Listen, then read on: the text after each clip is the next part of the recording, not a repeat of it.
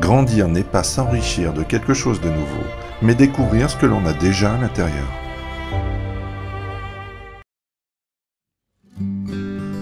La liberté intérieure, c'est quand le regard de l'autre ne nous détermine pas.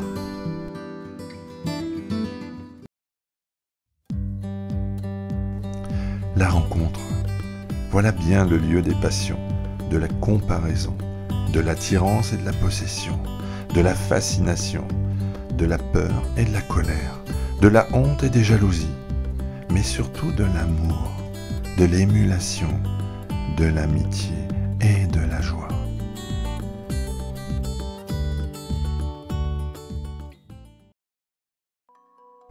J'insiste sur les épreuves parce que celles-ci restent inévitables.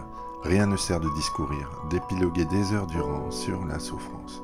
Il faut trouver les moyens pour l'éliminer et si on ne le peut pas, l'accepter, lui donner un sens. Ce qui nous sauve, c'est de savoir que l'on ne peut pas guérir de ses blessures, mais que l'on peut vivre avec, que l'on peut cohabiter avec elles sans qu'il y ait nécessairement de l'amertume. Le bonheur, s'il existe, s'oppose diamétralement à un confort quiète, tranquille, tiède. Il réclame une activité intense, une lutte sempiternelle. Il s'apparente à une plénitude désintéressée acquise dans un combat permanent.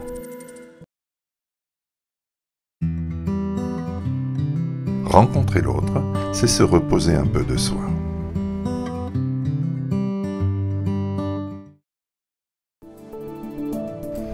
Ce qui accroît la souffrance et crée le manque, c'est la comparaison. La vie n'est jamais lopée, la vie n'est pas à réussir, ce n'est pas un objectif. Vivre est à soi sa propre fin. Je me méfie des hiérarchies dans la souffrance. Tout tourment est de trop pour celui qui le subit.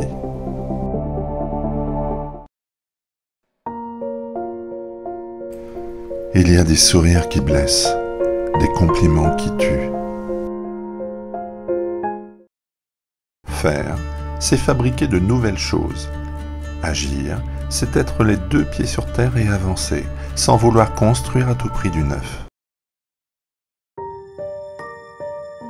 Viser l'harmonie entre ces deux dimensions, corps et spirituel, savoir la gérer.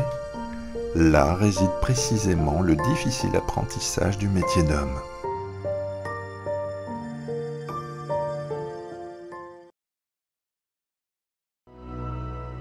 Une vie simple passe par de petites habitudes qui visent à simplifier l'existence plutôt qu'à la remplir.